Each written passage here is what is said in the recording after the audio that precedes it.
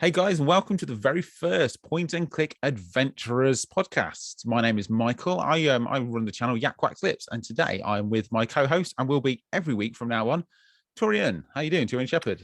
I'm very good today. How are you? Yeah, I'm very well. I'm excited to start this journey with you. Me too. Yeah, it's very, very exciting times. Yeah. So this podcast, the Point and Click Adventures, is exactly that. We point and click, and we go on adventures. So basically, old school things, Monkey Island, Broken Sword, and stuff that's coming out next year. We talk about it, we play it, and yeah, we talk to devs, which we have already done. We've already got one of those in the bag. You'll be hearing later on about that. But yeah, I just thought it'd be nice to start off just a little, I don't know, not Q&A, but kind of get to know me and get to know each other as well, Torian and I. And I think we should start off just saying, what games have we recently been playing? What have you been playing on your channel? I have mostly been spending my time playing Lamplight City, which I believe you've played in its entirety. I have. It's one of the very few games that I played for. I mean, this sounds really bad, for enjoyment. A lot of the games I play are for the YouTube channel or for reviews and that. And it's just one that I really wanted to play. And yeah, it's excellent. How are you finding it? Yeah, a lot of fun. Not exactly what I was expecting, because there's an interesting gameplay mechanic where there's not really any punishment, as far as I know, because I'm only halfway through it, for getting things wrong. The game just sort of goes with it if you accuse the wrong person of being responsible for a crime or anything like that. So that's something I'm not used to. I'm used to getting a game over if you choose something wrong on a detective's game. So whether or not there'll be a big consequence at the end, I don't know. Don't spoil it for me. I will not. But it's just a lovely game. Like, obviously, you're as much of a pixel art enthusiast as I am. Yeah. And just the artwork in that game is just very immersive. I don't know if you found it the same. There's just something special about Francisco's artwork that I really love. Yeah, I love it. I think it's absolutely amazing. It's like it helps add that extra layer of like what the world is. Because it's very much, I wouldn't use the word steampunk, but it's like, it's an imaginary world, isn't it? It's set in like USA late 1800s, something like that. It's been a couple of years since I played it.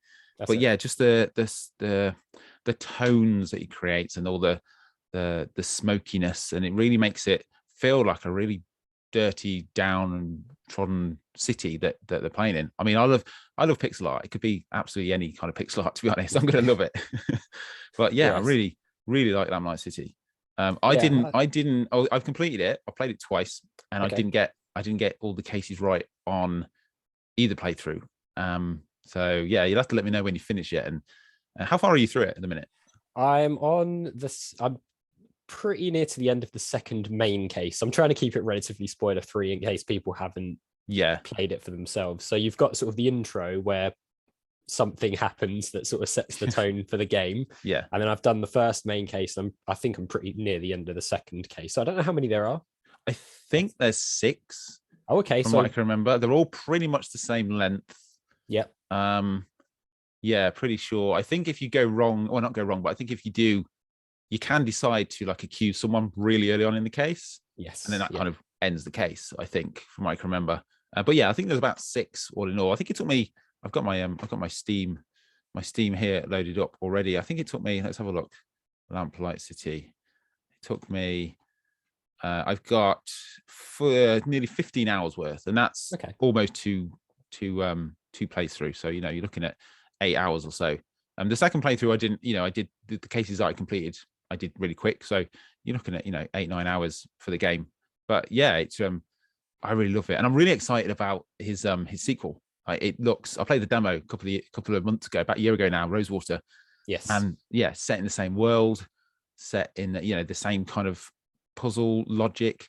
But it has got an inventory, which again I found a bit weird in Lamplight City. Not weird, but it's, you're a detective, but you don't collect clues. That's it. Yeah. You've got a case book, but there's not actually an inventory to use items on things to solve puzzles. That actually did throw me off between recording sessions. I went back in and found a locked chest, and I was going, how do I find what's in my inventory to try and open this chest? And of course, it doesn't exist. So I spent a good 5 minutes looking for something that wasn't in the game. But yeah, I've played the demo for Rosewater as well back at I went to EGX last autumn. Oh yeah. And they actually had, you could play the demo, but the developer was on a Zoom call. Oh, cool. So he was sort of talking me through it and actually watching what I was doing while I was playing, which was quite cool actually to hear his insight into exactly what he was trying to create in the different environments and things, and hear it from his point of view. It's a nice little thing to be able to do, actually. It's one I'm excited about. I spoke to him on about a year ago, and he's always so passionate about it, but it's basically a one-man band pretty much. So I think his latest newsletter said that that's going to be out the back end of this year. So touch wood, we'll be able to see that. So what anything else apart from the Lamplight City that you're going through? Yeah, I mean, I've been going through. I've been doing a mega let's play of the Space Quest games back to back. Actually, oh yes, I've been watching that. Yeah, which one are you up to at the minute? I'm in Space Quest 5. I've never actually played them before, so that was my motivation for doing it. So I don't know how far into Space Quest 5 I am, but I've enjoyed it. I was growing up, I was a LucasArts kid, so I stayed away from the Sierra stuff a bit because I always found it a bit too difficult. But then now I'm playing it, I can see why there are people who really do like the Sierra adventure games. There's actually something quite fun about dying repeatedly and trying to there really is. I'm going to beat this game. I'm not going to let it beat. I've died 100 times, but I'm going to figure it out. Yeah, it was really. I'm in exactly the same boat. I grew up on LucasArts Adventures, and I didn't touch a Sierra game until probably last year. So I haven't played through any of the King's Quest, Space Quest, Police Quest, anything. The first one I think I played was last year on stream when I played Gabriel Knight, which was awesome. And I'm like, I wish I'd played it back in the day. But with the Space Quest, I also played that on stream, but I've only got to near the end of the first one. I'm not even finished it yet. And again, I was kind of worried going in because one, I know there's a massive Sierra fan base out there, and I feel like I should play these games. But just the whole die and repeat kind of thing, it always kind of put me off.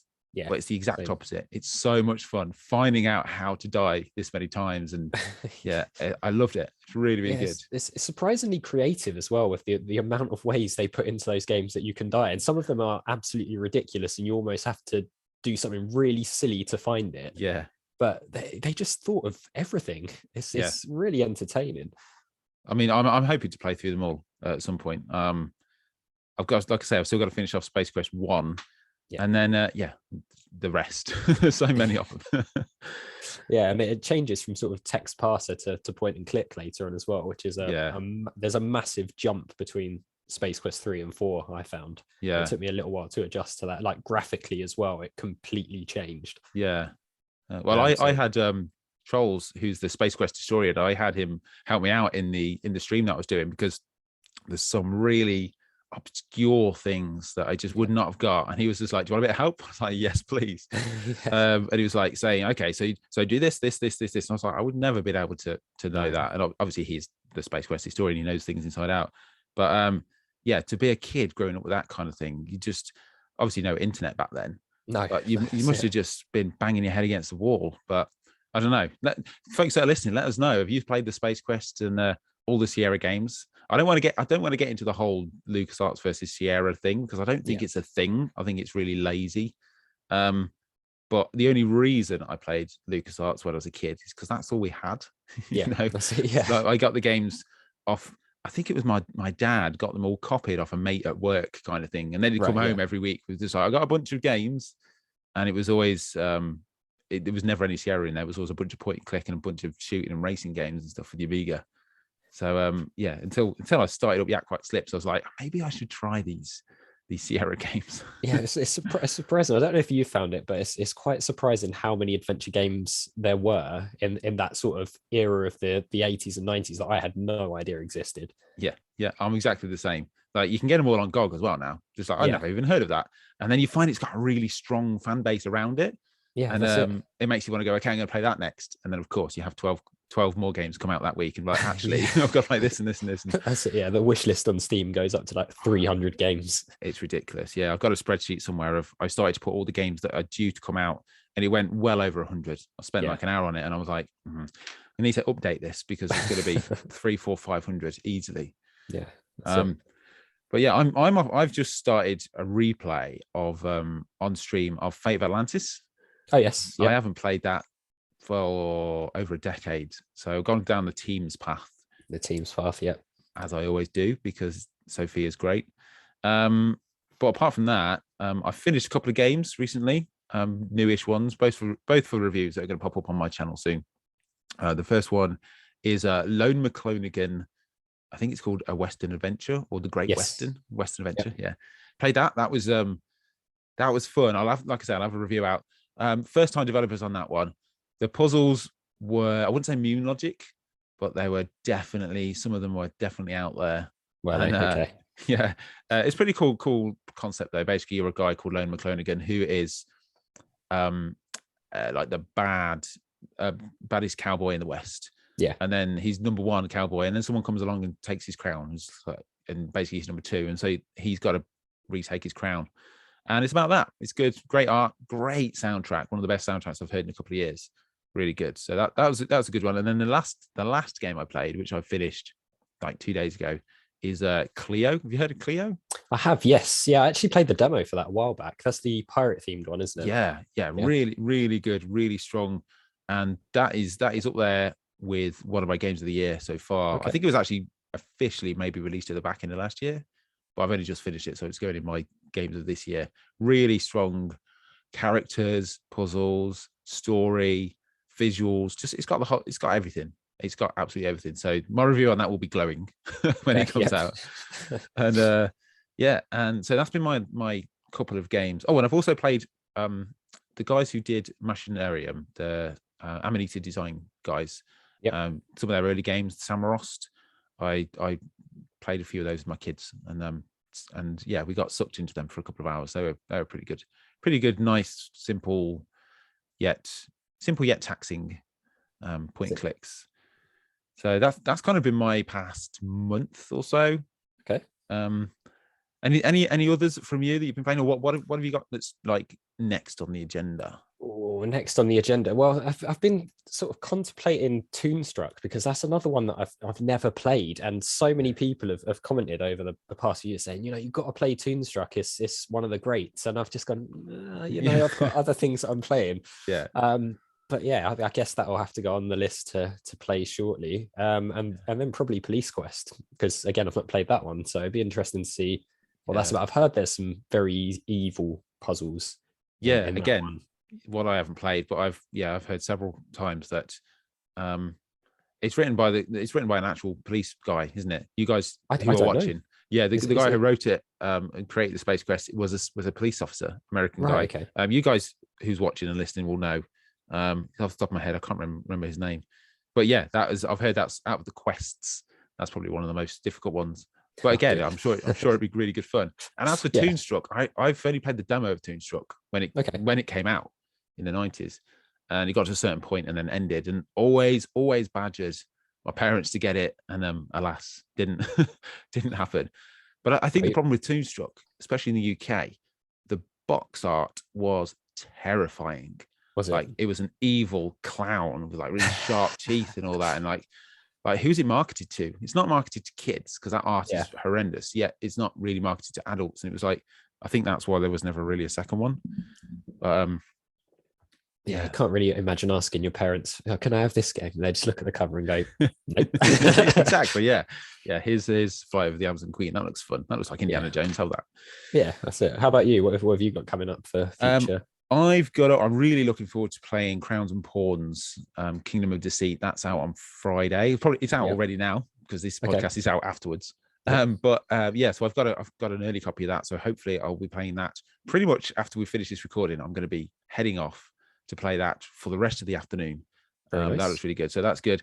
And then apart from that, on my Let's Play, I'm currently towards the back end of Yesterday Origins, which, if you guys haven't checked it out, it's really, really interesting ideas going on in the Yesterday games. I had no clue about what it was. It's one of those games that you kind of have in your Steam library because it's always on offer. And so I thought, I'll play that. So I played yesterday and Yesterday Origins. And it's all about immortality and cults and stuff. Anyway, I'm at the back end of that. But it's been like a good 6 to 8 weeks of playing that, and it's really, really quite hardcore. So I'm probably going to go down the route of something like Flight of the Amazon Queen, something quite fun, fluffy, for the next Let's Play. So yeah, they're my two ones I've probably got coming up. Kingdom of what's it called? Crowns and Pawns, Kingdom of Deceit by Yep. Tag of Joy, I think they're called. They're very, very heavily influenced by Broken Sword, which is a classic. Yeah. And then Fly the Amazon Queen for YouTube, and then continuing my Fate of Atlantis run through on Twitch whenever I get on Twitch, which is not very often these days. Yeah, so I mean, you haven't been tempted to try the what's it? Is it the fists path? Is that what they call it? The fighting path? Yeah, no, I've never. If you ever know me really inside and out, my fighting games, racing games, basically anything that has action in it, I'm like, I get angry so easily and just like rage quit. I remember playing I did the remastered Full Throttle a couple of years ago on the channel actually, and it got to the biker bit. Yes. And there's a way you have to do it, but I didn't remember that way from when I first played it. So I was just, trying to get there. And although the video is only 30 minutes long, or however long it is, the actual recording took me 2 days because I had to walk away and come back to it because I was so angry. So the fists path on Fate, like, I just don't think I'll have to do that when no one's watching. That's it. Yeah. I mean, I've had a couple of people say to me, you should try it, but I did. If you played Last Crusade, I haven't. No, that's one I've not played. So there's some fighting sequences in there which you pretty much are forced into doing. So there's a section. I won't spoil it for you. But there's a section where you can avoid the guards, but it's near enough potluck and near enough impossible to do it. And it's just using the keys to sort of like mash block and punch. It's just not my thing at all. Yeah, no, I'm not a fan of that. In fact, I played a game beginning of last year, end of last year. What's it called? 9 Witches, which is a really good fun game. But again, they have action scenes in it that you have to do. Yeah, and you just have to collect a gun and shoot a couple of skeletons or Nazis or something. And the longer the game went on, the harder it got. So at the start, it was like, okay, this is quite nice, essentially a mini game. And then at the end, I was like half an hour stuck on this, trying to kill these things that had no correlation to like the story about there was no point to it apart from the fact that we're going to stick this in. And that's what irks me so much. If there was a point to it, fair enough. But it was the fact that point and click 99% of the way through. And then, oh, by the way, now you've got to run around shooting a gun. Like, no, I'm not a fan. Not a fan of that. No, I agree with that. So it's been some big news recently, hasn't there, in the adventure game world? Yeah, a game has been announced that not a lot of people were expecting. I don't think anybody was expecting, were they? Nobody was expecting. No. I'm elated. Like, it came out of nowhere. And for those of you who don't know, there's a new Monkey Island on the way. I say those of you who don't know, you're listening to an adventure game podcast. And it's been out a month, the trailer. So I'm assuming you do know. Yeah, it came from nowhere. Like, I'd made peace with the fact that we'd never see a Ron Gilbert Monkey Island game again. Yeah. And I made peace with that a long time ago. Recently just finished playing all of them back to back pretty much. And was really happy and sad that the last one's finished and all that. And and then bam, it was out. And like, it's like nothing else matters in adventure games at the minute. You go across all the Facebook groups and everything, it's just like Monkey Island, Monkey Island, Monkey Island. And I love it. But there's always a but. There's always a little caveat. There's a few that don't, and I just don't get it. I mean, essentially they're talking about the art. It's not pixel art. I mean, what are your thoughts on that? I mean, I personally like the art. It's different, but you look at what the first 2 Monkey Island games were like, and it was, I guess we all call it pixel art, but it wasn't really pixel art technically, was it? Because it was just what was available at the time. If you were creating a game, it looked like pixel art. So, and then when the series moved on, it moved into the sort of hand-drawn 2D style with Curse, and then 3D with Escape and Tales. So I personally think it's a good thing that they're refreshing it a little bit. I think if they'd given what Ron said, I don't know if you read the interview, but he said when he did Thimbleweed Park, everything in articles was all that it's a retro game or a throwback to an old game, and I don't think he wanted to do that with the new Monkey Island. It's a new game, and I think he's trying to continue Monkey Island and hopefully bring in a new audience as well. Like, it's not just for people who played the first 2 Monkey Island games, even though that will be a lot of people, but I think it will hopefully encourage new players to come in and go, hey, what's this Monkey Island thing that I've been hearing about? Give it a go, and then hopefully play more adventure games. But I mean, what about you? What are your thoughts on it? Yeah, I mean, I'm pretty much echo those thoughts. Like, it's one, I'm just delighted that there's a game. Like, that's the first and foremost thing. But the whole thing with the pixel art, like you say, I love pixel art. Like, if it was in pixel art, I would prefer it to be in pixel art. I will say that. But I really do like the new art that he's gone for. Any game that has pixel art, I will play. Like, that's just me. But you take that away, it doesn't take away the fact that the game will still be good no matter what the game is. So I don't understand the hate spouted at it. And yeah, I just kind of, I try and ignore that, although I did kind of make a reaction video to it the other day about that. A nice one. But yeah, I just don't get the hate. I'm really excited. Like, I've read a couple of interviews with Dave and with Ron and Dave Grossman, basically just saying what you said. Like, it's a new audience. You know, it's 2022. What was it? 1990 Monkey Island came out. So 32 years, things progress and things change. And to bring in that new audience of younger people who are going to discover Monkey Island for the first time via Return to Monkey Island, and then they're going to go and check it out. And then on the back of that, they're going to find out all about LucasArts Sierra and then delve into it. And then hopefully it will just grow. And yeah, I'm just really excited to see it. Although I'm speaking to a couple of devs, they're liking it, but they're not at the same time because they're worried about it might clash with their release. That's it. Yeah, no one wants to be the person to release their game they've worked for 3-4 years on 2 days before the new Monkey Island gets released. So yeah. I mean, I don't know about you, but I feel like people are jumping the gun a little bit with the reactions. We've seen, what is it, something like 4 different scenes, and we haven't seen any of the main characters. We haven't seen Guybrush or LeChuck or Elaine or anybody like that. So I don't feel like we can properly judge the art yet. Yeah, I mean, I exactly the same. I'm worried about when they do finally show LeChuck and Guybrush and Elaine. Like, there's going to be a whole new backlash, and there's going to be a whole load of fanboys going, "I told you so." But I mean, I have fully faith in Ron and the team that they're going to put out their own vision. And there is a thing where people have said the end of Monkey Island 2 was completely out there, and the end of Thimbleweed Park as well is complete, and that's kind of like a Ron thing. But then that's just 2 games. People are like, he's going to turn Monkey Island 3. It's going to be, he's going to just the plot's going to be a bit weird because of the ending of that. Like, we haven't played it. We've seen a 30-second, well, about a minute trailer, which is barely a trailer. And 4 screenshots. And I do think, like you said, I think people are jumping the gun.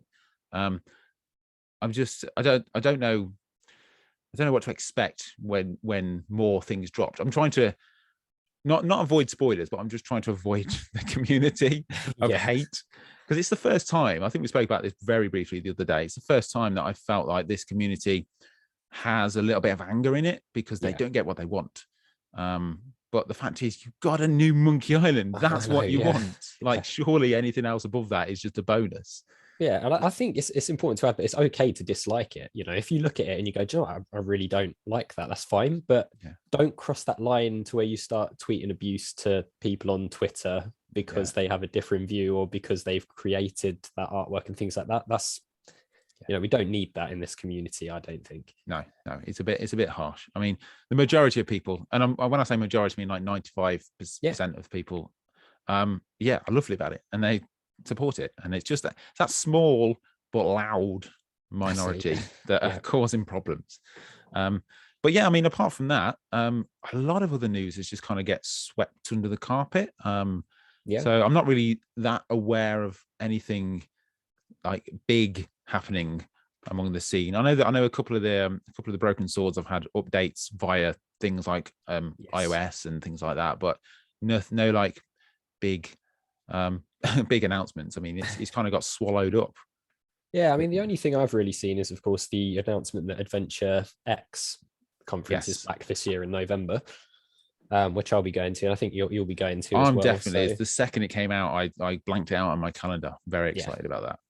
So it'll be nice because I think we'll get a chance to actually meet some of the devs that we've both been in touch with on Twitter and things like that, actually in person, which it'll be nice after what's gone on the last couple of years to actually put faces to names and things like that. And it's great. I mean, I started YakWaxLips just before everything locked down.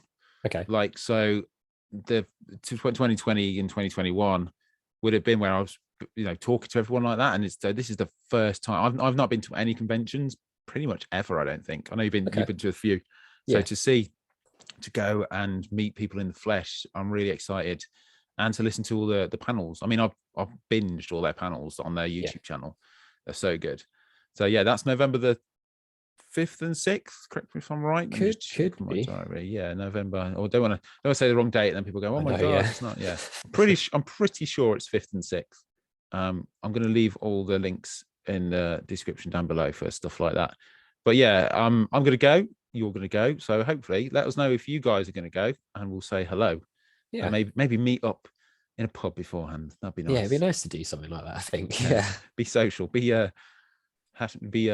inverted commas normal.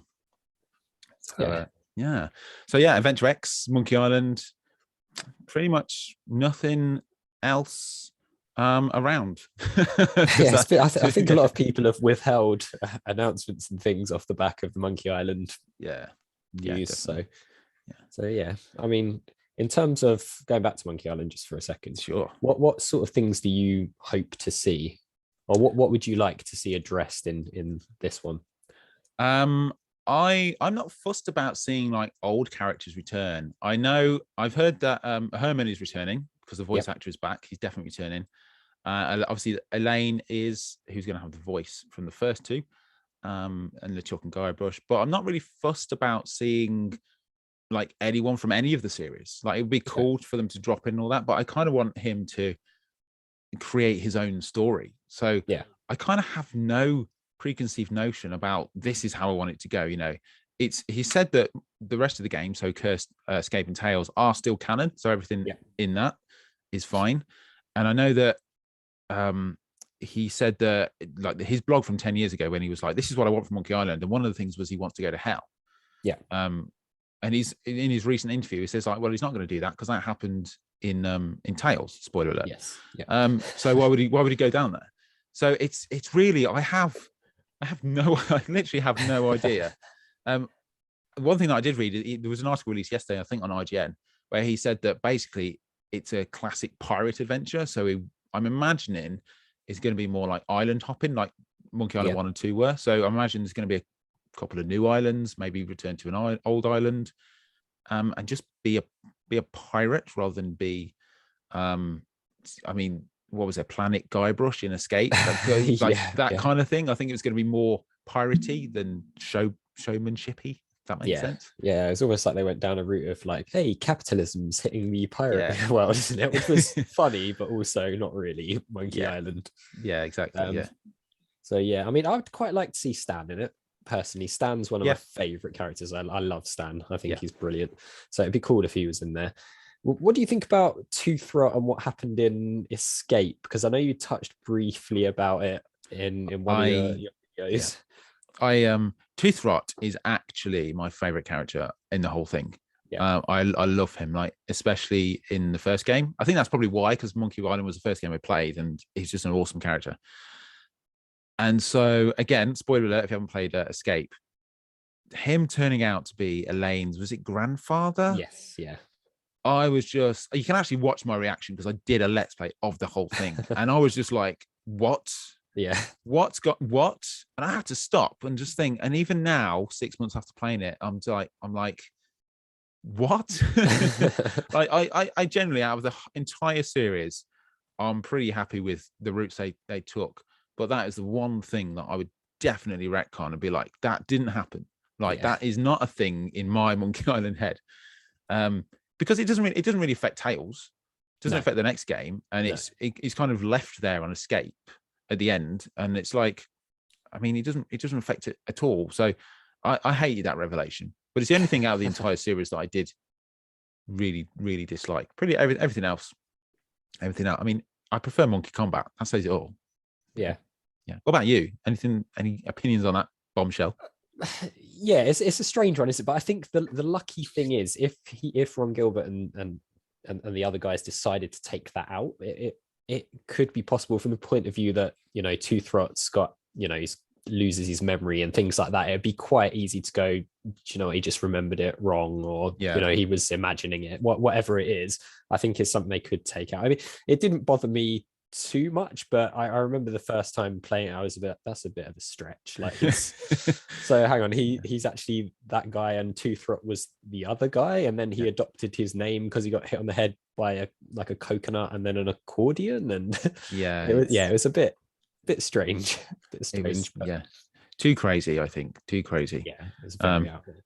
I think with these podcasts, I think it's awesome to talk about what's going on and what we're playing and stuff, but we do also talk to developers. Without further ado, this is an interview with Tom Hardwidge from Tall Story Games about lucid dreaming and just him and stuff. So enjoy the interview. Lucid dream will never, ever. Well, that's quite enough of that bollocks. Lloyd, you're sick. Ooh, a little silver key. How exciting. He looks like a giant green bucket with eyes. Hey! Oh, he's so tiny.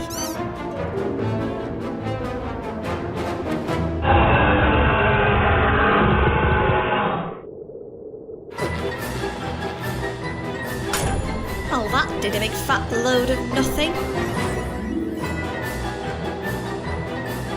Now that's a quest I can vaguely get behind. Hey guys, and welcome to the very first interview of the Point and Click Adventurers podcast. I'm with my co-host, Turian Shepard. How you doing? Very good, thank you. How are you? I'm very well, good, thanks. And we have our very first guest. He's got a new game coming out in the summer. It's from Tall Story Games, and it is Mr. Tom Hardwidge. How are you doing, Tom? Hello, I'm very good, thank you. Good, good. Now, as this is the very first interview, the bar is set. Well, basically, you set the bar, so no pressure. It's going to be low. It's going to be just not for my benefit, but for the benefit of people coming after me. I don't want them to kind of feel that they've got anything to live up to. So it's going to be really, really simple and boring. Sure. Well, let's make that not happen. Let's make it interesting and controversial. Why not? So yeah, Tom, tell us about you, about your game, and where you are on this adventure game journey. No pressure. It's a big question, but go in. Cool, blimey. Right, okay. So where am I at the moment? So, sort of bit of background. I'm making my first kind of commercial game. So over the last sort of few years, and mainly kind of during lockdown was where it kind of mostly started, and during kind of COVID in the UK. I kind of made a few kind of little games, and I did a game jam back in 2020 in November, and sort of got involved with the kind of online adventure game community, fans and other devs, and got all very excited about doing my first kind of commercial game, and sort of started kind of on that journey probably just over 18 months ago, probably almost a couple of years ago when I first started thinking about it. So the game that I'm producing commercially, I suppose you call it, is Lucid Dreaming, and it's a kind of pixel art, retro, point and click adventure, relatively traditional SCUM interface. It's slightly pared down, slightly kind of adapted, so it works well on mobile screens and things, but essentially the nostalgia is there in terms of the interface and the kind of the look and feel of it. But in terms of the tone, it's probably more similar to things like Discworld and Simon the Sorcerer in terms of its sort of British humour. I grew up kind of watching things like Blackadder and Monty Python and things like that. So it's very much kind of my sense of humour from that point of view. And yeah, the premise of the game is you play as Lucy, who's a young girl who has a recurring nightmare, and your kind of ultimate goal is to try and get to the truth behind her disturbing dreams and try and work out what's going on and basically sort of solve them.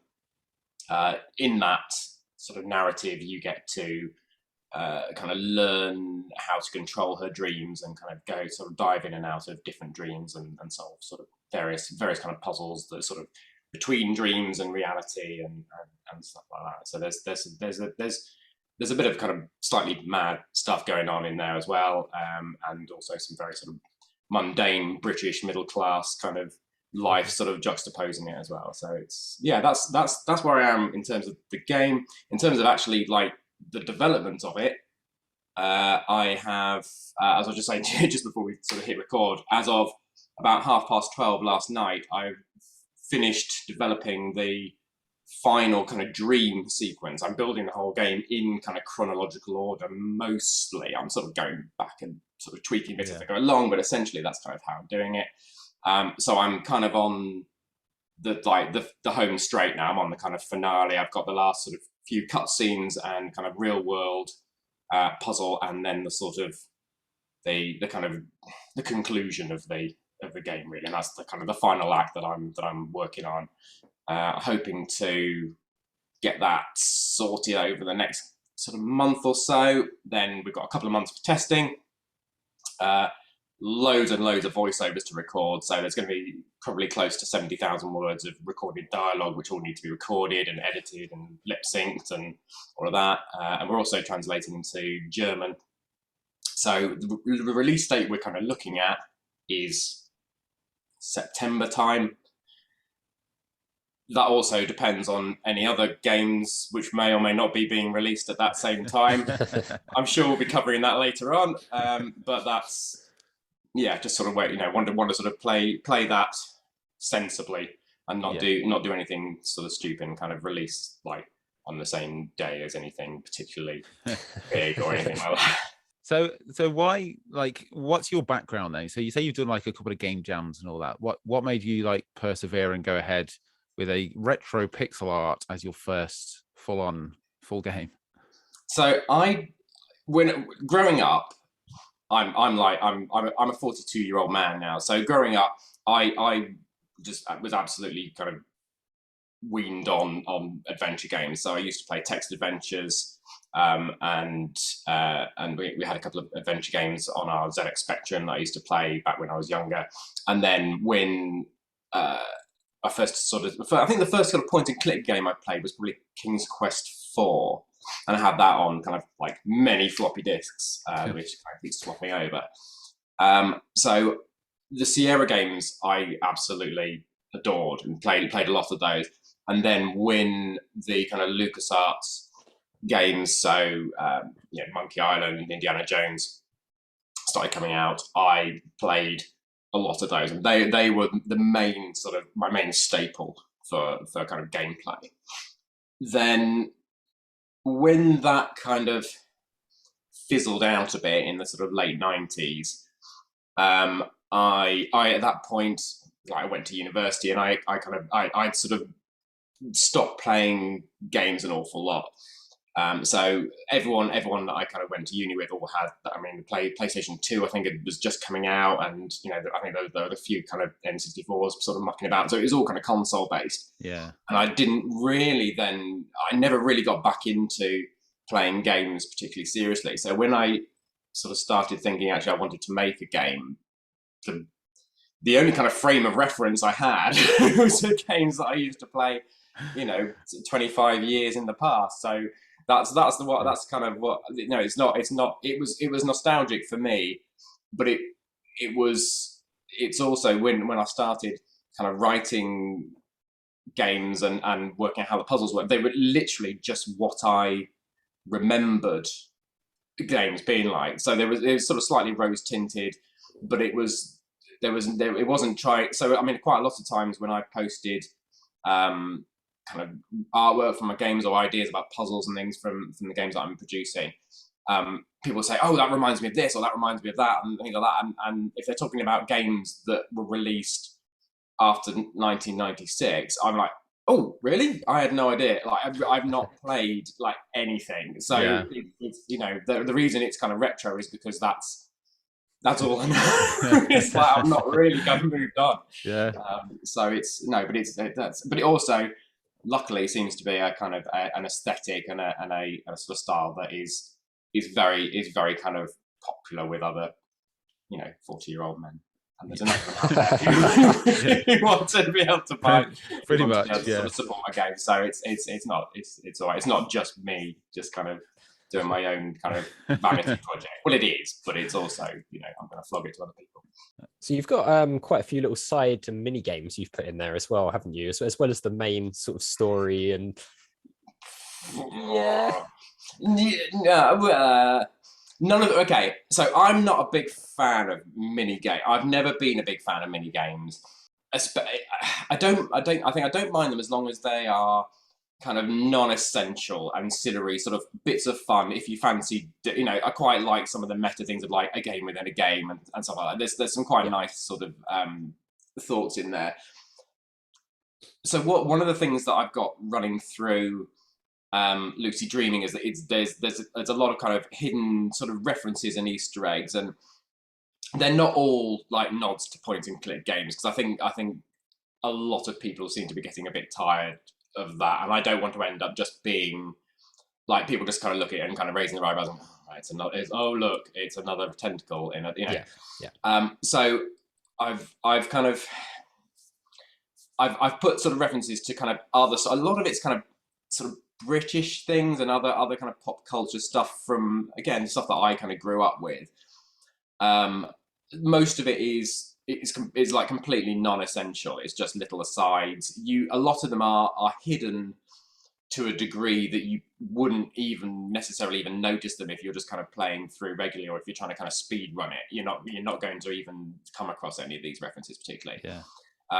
Most of them are, if you try slightly more obscure combinations of things, or you try to talk to inanimate objects, things like that, then it'll have a little joke, or it'll have a little reference or something.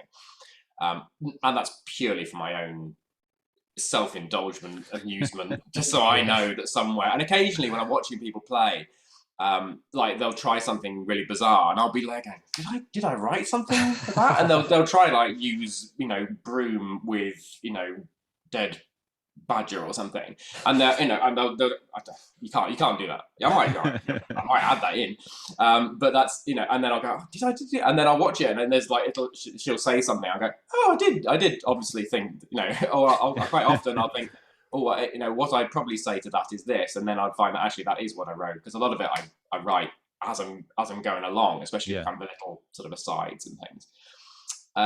So there are quite a few sort of Easter eggs and references in there, and I've got, running through the game, I've got some achievements that you can kind of pick up as a sort of a sub project as you're going through. So you've got your main goal, completing the game, but you've also the main character carries a rucksack on her back that she can fit any old crap into. No, it doesn't matter how big it is, it's going in, and she's also, so going through, she's able to kind of sew on badges, like little kind of scout badges, on the rucksack. So as you go through, you can kind of collect these, and hopefully, if I can get it to work, there'll be Steam achievements as well.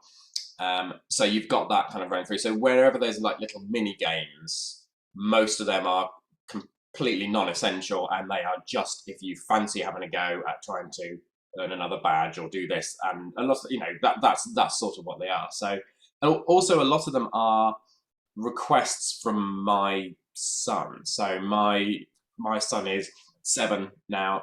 When I first started making this, he would have been 5, and occasionally as I've gone through, he's sort of put the pressure on, saying, hey, this should do this, or I've shown him a bit of artwork. Oh, look what Daddy's done here, and he's like, it should do this. Yeah.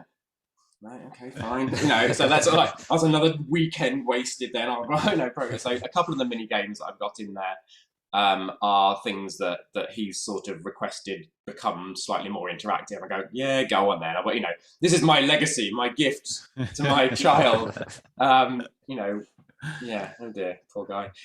So I've kind of added a few bits in, as long as they're not, none of them they're not sophisticated. You're not going to find like a whole, platform game or anything particularly sophisticated. They are, one of them's throwing a mallet at a goose, and the other one's like I think it's like a Rubik's Cube thing, although I'm currently in discussion with rubrics about that, so to make sure we've got permission to actually do that. So Oh, wow.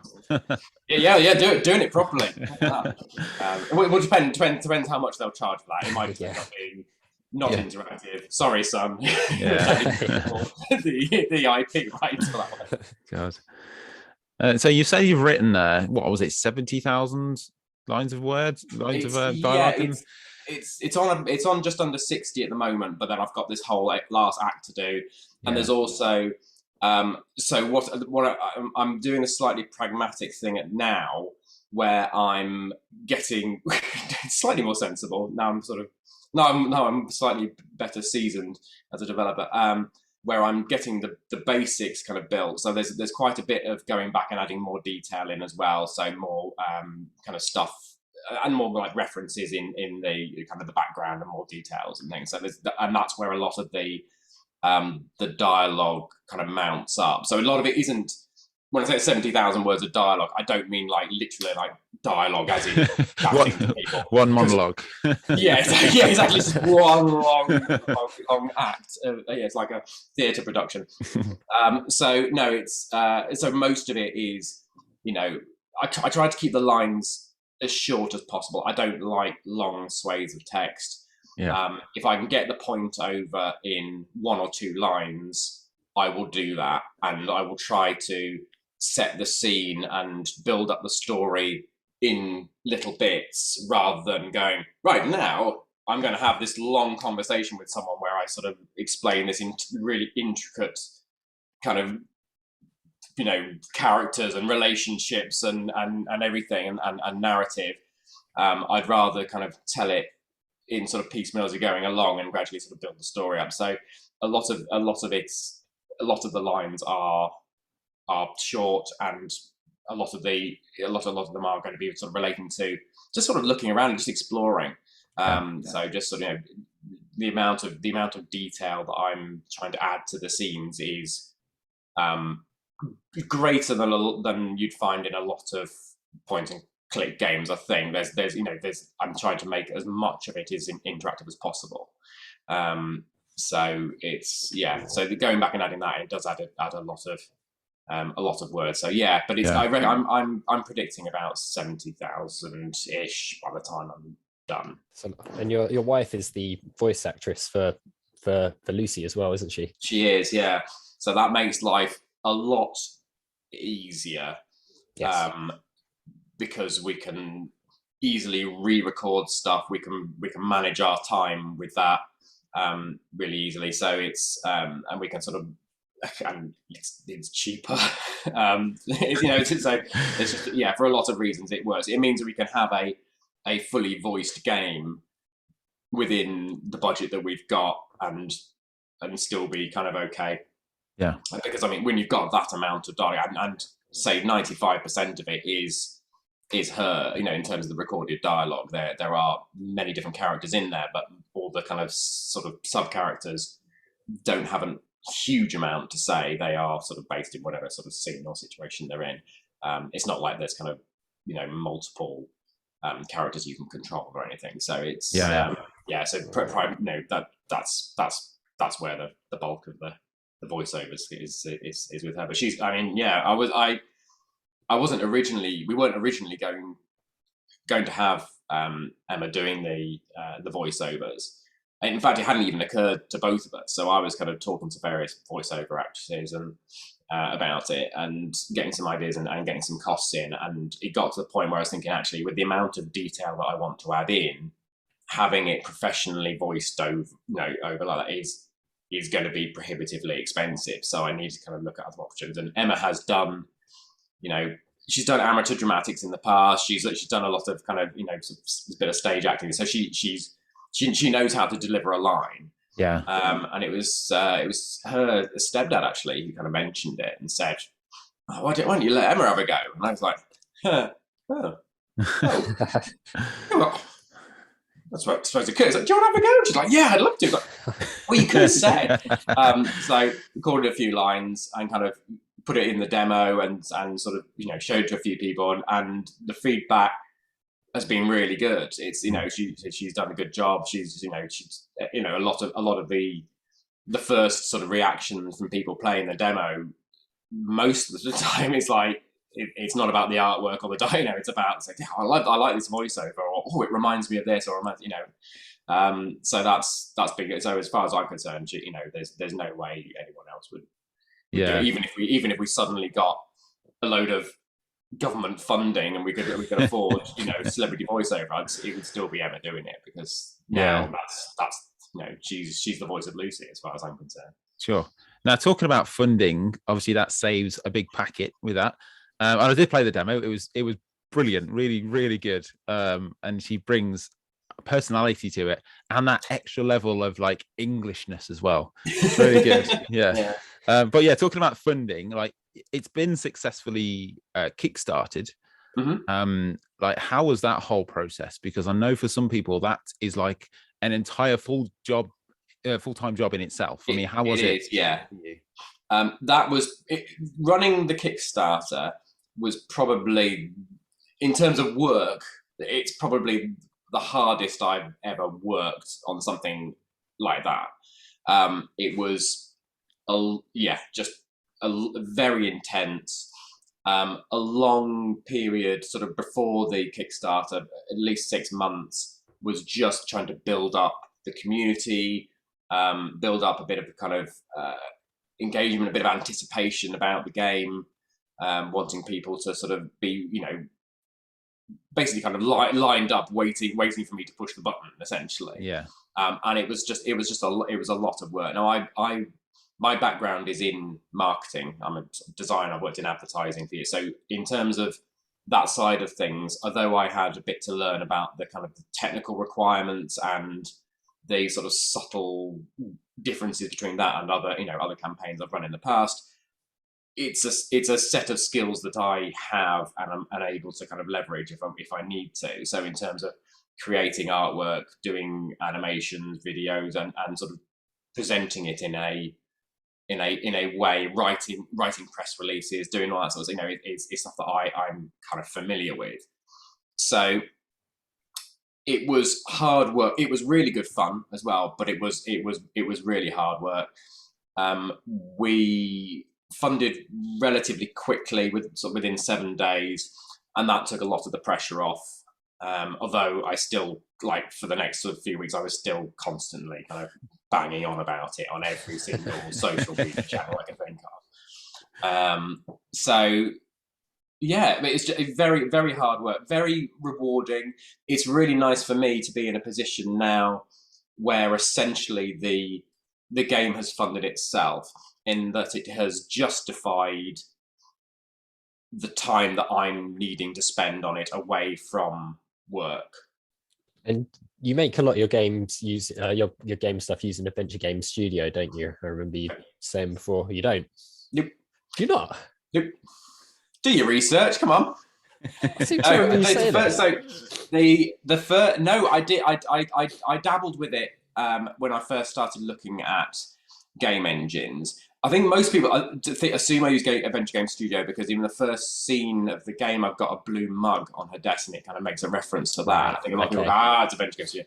But the actual game engine I'm using is called Visionaire Studio.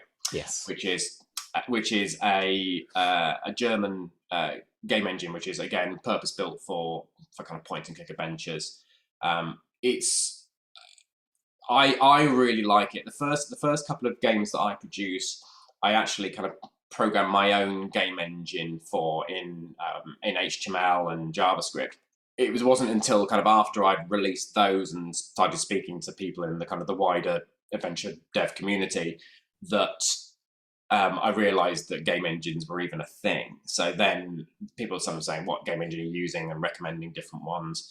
And when I kind of looked into it, Visionaire, when I used it, was the way that everything was structured was much more similar to how I built my original kind of, it's not really an engine, but a kind of, you know, system that kind of in HTML. So it meant that I kind of instinctively knew where different variables were going to be and different properties and things. So if I was thinking, well, if I needed to change this, I'd expect that to be a scene variable or a an object variable or a character variable, and I'd kind of look in the engine and I'd find it where I was expecting to find it.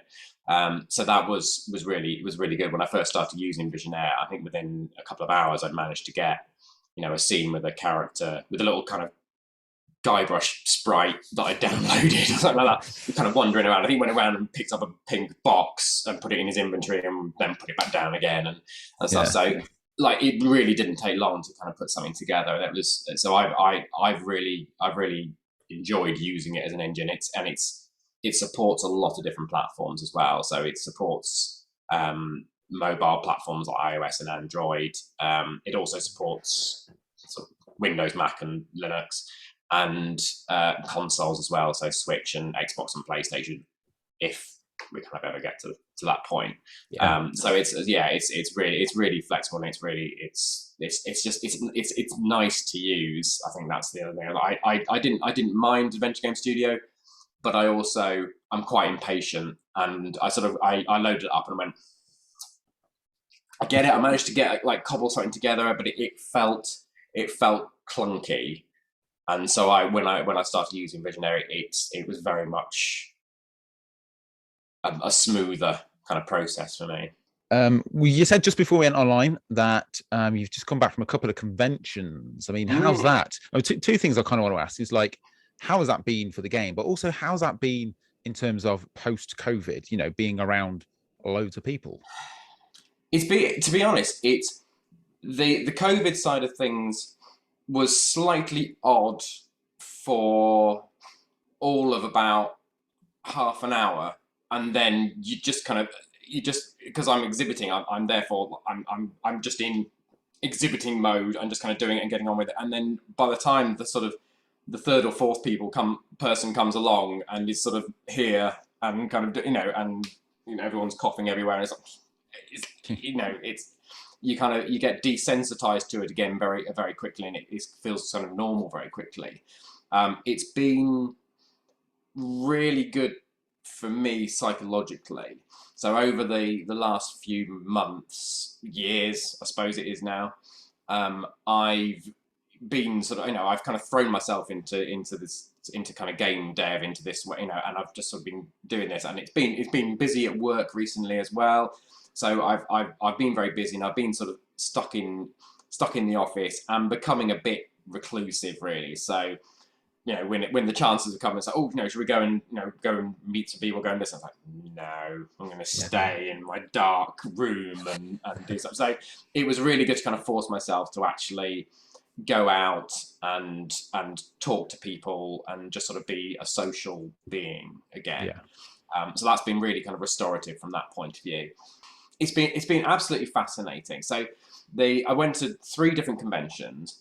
The first one was WASD live down in London. That one we actually we were helped out kind of financially with that from the UK Games Fund in the UK, and they essentially, rather than us kind of having a stall there, UK Games Fund sort of had a stall, and they had a few of them with kind of a few of their funded companies and games on there, and we kind of had a portion of this stall with a couple of others, and they sort of also helped with some of the expenses and things like that. So that we would never have paid. I don't know how much this. I mean, other devs were talking about the amounts that they might have had to have paid for that. And there's no way I could have justified spending that amount on a stall there for a game that is as niche as it is. So a point and click is just not going to recoup the amount of wish lists or sales, or you'd have to take a punt on just getting very lucky that somebody from PC Gamer or something like happens to be there and go, oh, I'll write a feature, front page feature on you, and then you go, oh right, it was all worth it. And unless that happens, it's like it's fun, and it's been great to meet other devs and chat and socialize and network in that sense. It's been really good from a testing point of view. So the demo has been out for a year already.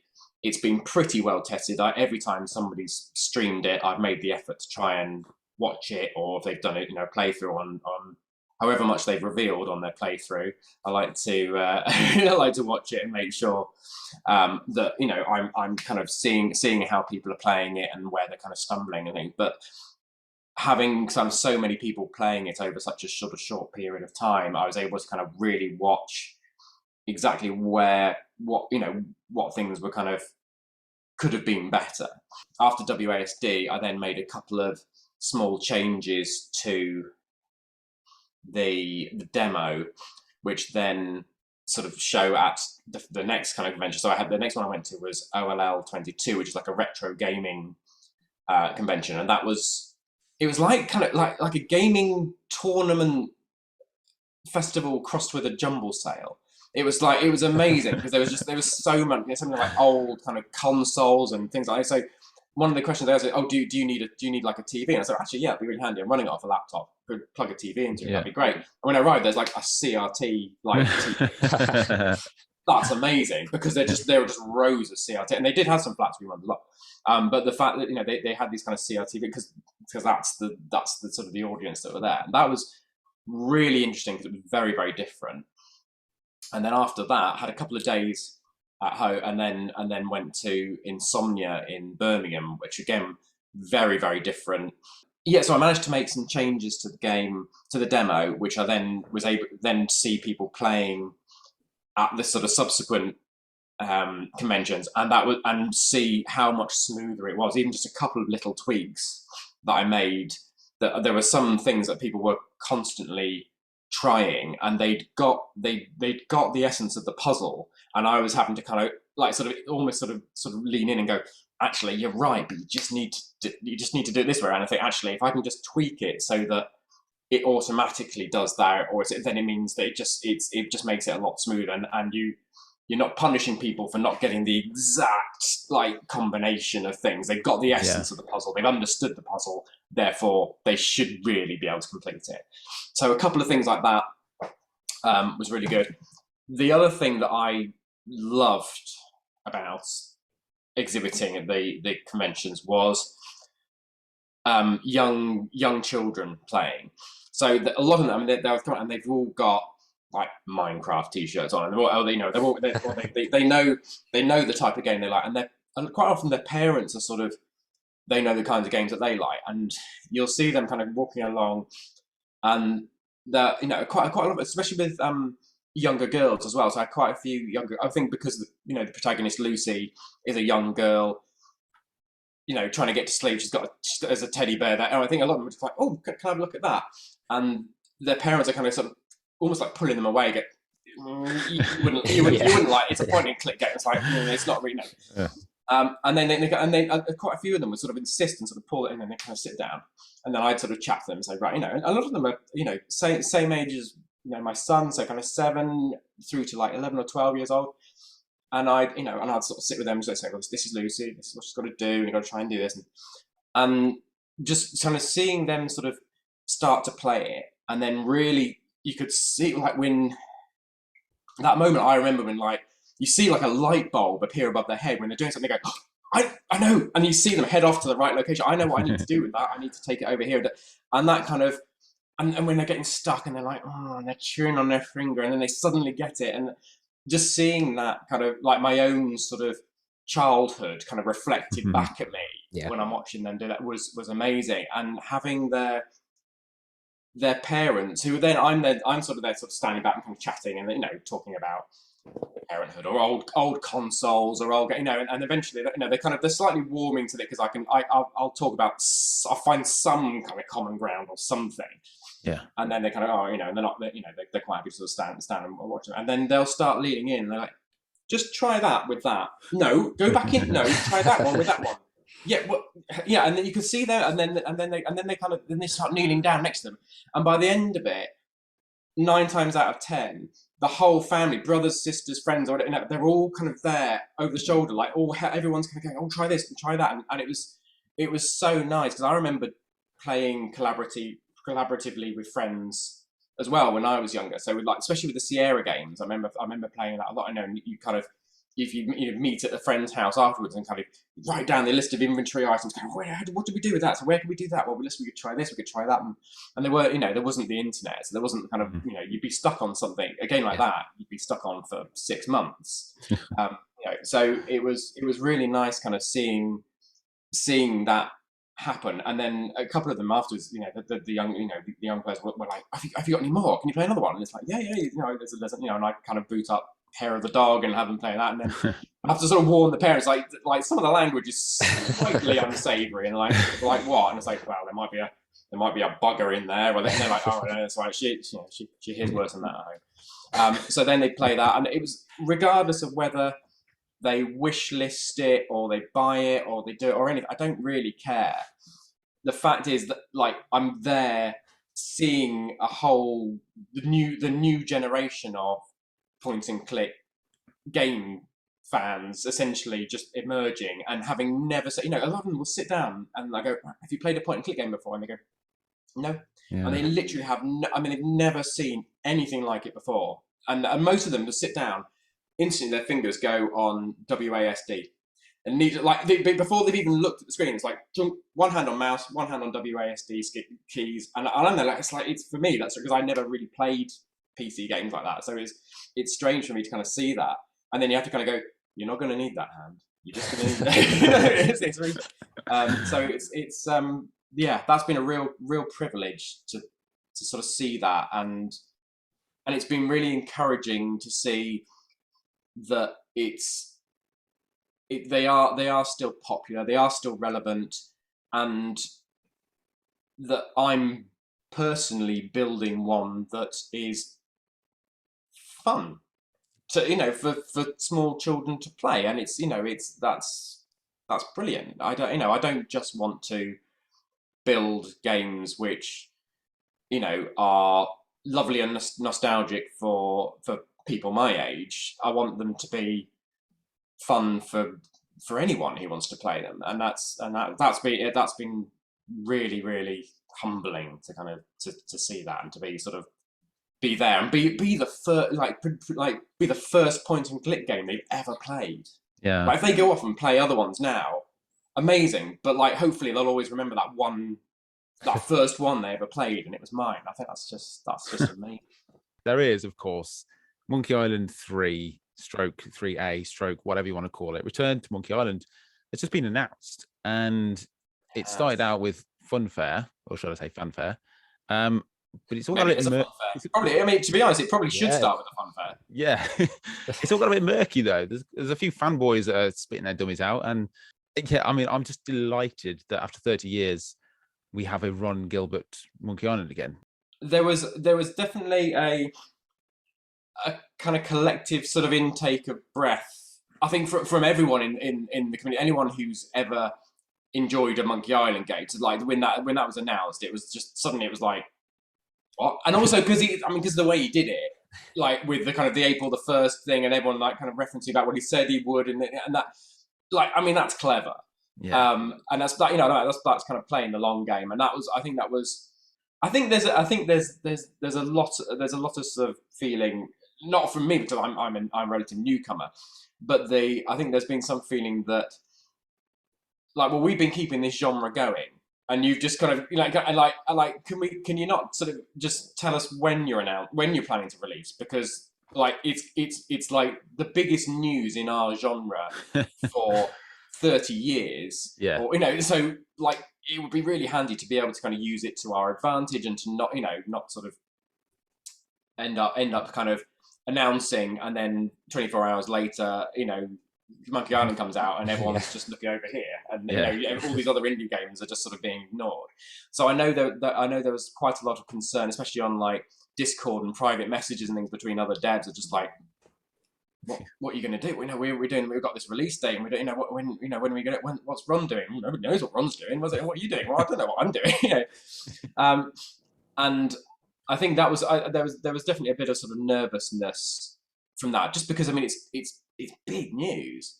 As far as I'm concerned, my thought was like, it's a bandwagon. I'm jumping on it.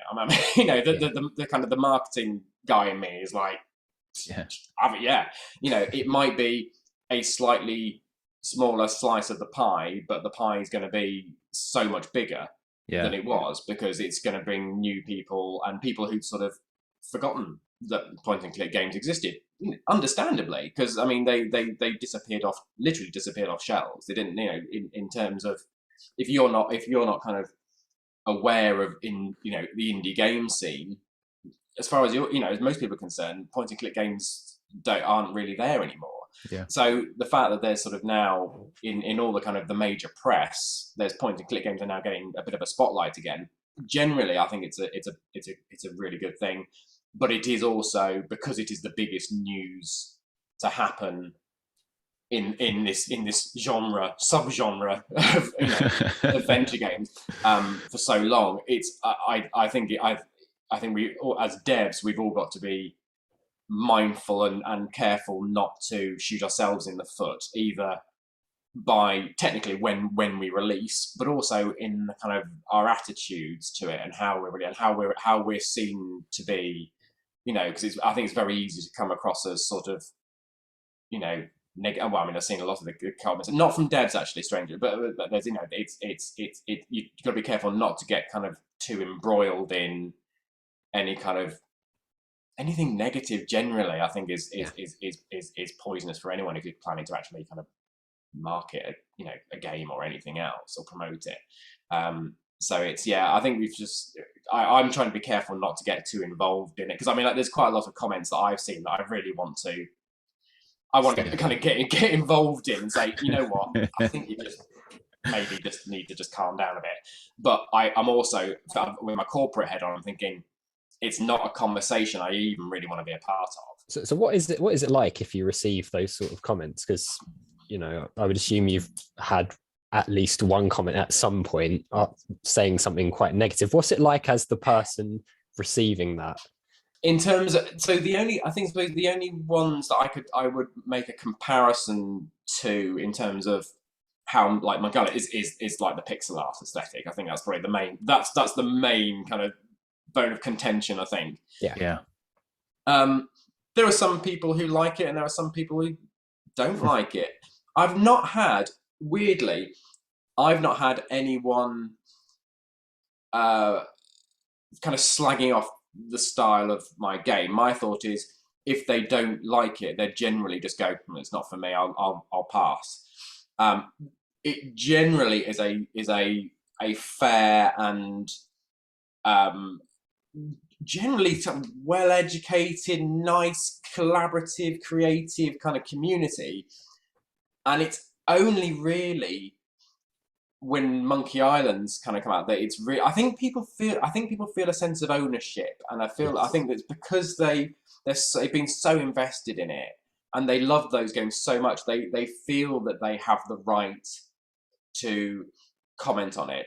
With my games, they don't feel any sense of ownership over it, so they may or may not like them, but frankly, I'm not worth commenting on. I'm not.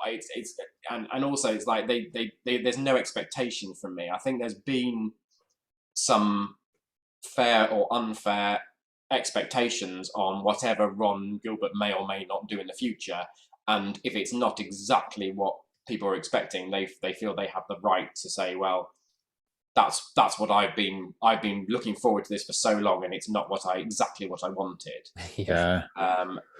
Whereas I don't think I've not had. I mean, I've had sort of bad comments on, like, Android reviews, which someone will download it and go, "What's this shit?" And it's like, "What's a point and click game?" It's like, it's like, oh, I don't know how. I don't get it.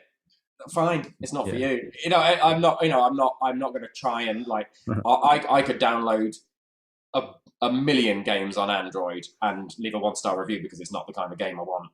Yeah. Sorry. It's consumers, hey. Ridiculous. Yeah, I know. It'll happen. Yeah. So yeah, I've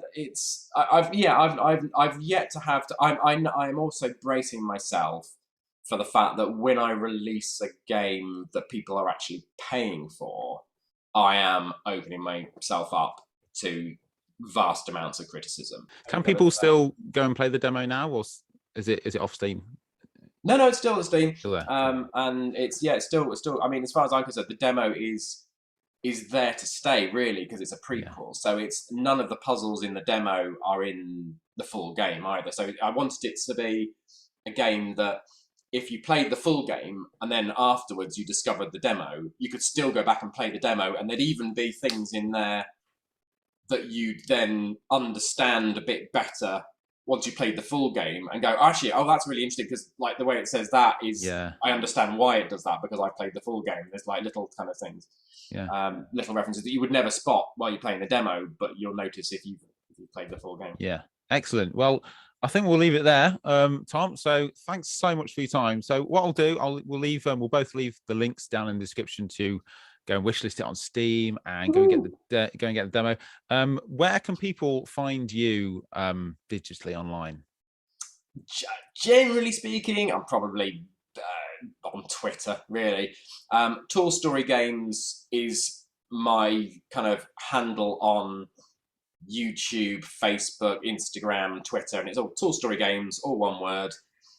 So whatever your kind of channel of choice is. If you go to lucy-dreaming.com, that's like our official website, there's a link to our Discord channel on there as well, and all the social media icons, and then social media links, and then there's also links to download the demo in whatever kind of platform, DRM free or mobile or whatever, on there as well. Well, no doubt we will both be playing Lucy Dreaming when it comes out in September time. So keep an eye. I hope it's not shit. Yeah, I'm doing that kind of. I've got that sort of that developer curse thing now, where occasionally I'll look at it and go, "Yeah, I'm quite proud of this," and then the next day I'll come and go, "This is awful. I'm going to make the whole thing again." And then the next day I go, "Oh no, it's all right." We're going to lead the episode with that quote. You know that. I hope it's not shit. I hope it's not shit. With a picture of me going. Yeah, and if it is, we'll be sure to let you know as well. Yeah. Don't worry. Yeah. Do not play this game. It's bad. It's like, I hope it's not shit. It was, in brackets. Oh, this YouTube stuff is easy. Well, yeah, thanks very much for your time, Tom, and good luck with the rest of the game. And we'll see you in September. Tom, are you off to Adventure X, because that's just been announced? I have submitted an exhibitor application. If it's accepted, then I will be turning up there with ridiculous amounts of merch, and things. Also, depending on whether, we are planning to release in September. If the release of Monkey Island ends up clashing horribly with that, and we think, you know what, it's probably worth hanging on for a little bit longer, we might even push it to sort of. I think it'd be really nice to be able to release the game at Adventure X, but it's down to sort of how that kind of lies. I'd rather be in a position where I've kind of released it. Yeah. By that point, and then I can just go and kind of exhibit it and let people have a play and sort of that sort of thing. If I'm not able to exhibit that, I'll definitely be going anyway. Thanks very much for your time, Tom, and good luck with the rest of the game, and maybe see you at Adventure X. So there was Tom Hardwidge talking about Lucy Dreaming and just game development. That was a super fun interview. What did you find out? What nuggets of enjoyment did you get out of that, Turian? There was me screwing up the studio, the little software that you use. Yeah, because it's funnily enough, because on my notes I had not AGS in big capital letters, and we did discuss that in person at the convention a couple of weeks ago. So he straight away called me out on that, which was lovely. I also liked that Tom was saying that he hoped his game wasn't shit, which is lovely. Yeah, there's a tip for all you devs out there. Just hope that your game is not shit. There you go.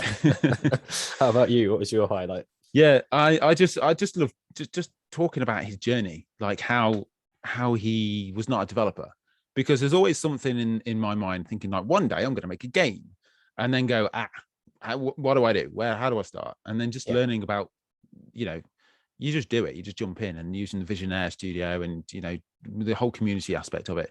I just really liked his whole ethos on creating a game. It's really kind of fresh and fun, just getting a lot of fun out of it, not just being, oh God, it's a day job. I've got to, one day I did the coding for this, and then it's just like, oh yeah, it's quite, I wouldn't say easy, but like there's a lot of passion in him, I think. Yeah, and he seems to be having a lot of fun doing it, which I think is the main thing. It doesn't seem like he sees it as a bit of a chore, which I imagine for some people it could be. But yeah, he seems to be just enjoying that whole process of putting a game together and Absolutely. having fun. Yeah, cool. Well, I think we've run out of time, even though we have our own schedules. I mean, I'm sure we can talk for another hour, but I don't know whether people will listen for another hour. So the idea of this podcast, if you've enjoyed it, please let both of us know in the comments and like and subscribe and all that good stuff. So yeah, we're going to talk about news, talk about what we've been playing, talk to devs. But yeah, like weekly topics like this week we've talked a lot about Monkey Island, and I think I've got a feeling that's going to be a topic that's going to pop up a lot over the next weeks and months as we find out more about it. But I think next week we are going to tackle the somewhat, I wouldn't say thorny subject, but the subject of the dead space, the dead time for adventure games. Essentially from 2000 onwards, it was a bit barren. So I mean, just as a sneak peek there, I barely played any adventure games. What about you in that time? I don't think I really played anything at all. And it was only really when Telltale started launching things, I think in the early, what would it be, like 2011, something like that, that adventure games started to become more of a thing again, even though it's a different format to the classic point and click. Really in between that, I don't think I played any adventure games at all. Yeah, I'm the same. I pretty much played Star Wars Battlefront and Call of Duty, and that wasn't me being a gamer. That was just like, oh, I've got a PlayStation in the corner, I've got half an hour whilst I'm at uni and between jobs and stuff. It's like, it wasn't really a time for gaming, yet there were some awesome games being made. And next week, or rather, I think we're going to plan on these being fortnightly or so. So in the next episode, whenever that may be, we're going to discuss all of that. So I hope everyone has a lovely weekend, day, whatever it is, fortnight. Thanks everybody for listening. If you have any suggestions for games that we want to cover or topics, or if you're a developer and you want us to talk, we have already got a couple of developers in the can as it speaks for future episodes, but we're always open to speaking to more. Just let us know down in the comments or DM us both. We're both very available over on Twitter and Instagram and that kind of thing. So thanks very much, Turian, for joining me on the debut episode. Thank you. It's been really good fun. I've really enjoyed myself. It's been good stuff. Right, everyone, have a good afternoon, week, whatever. I'm finishing my YouTube spiel. This is how I finish my YouTube videos. It's like habit, isn't it? It really is. Like, I will leave that one out. I will try and come up with a new ending. Just everyone have everyone take care. There you go. That'll do.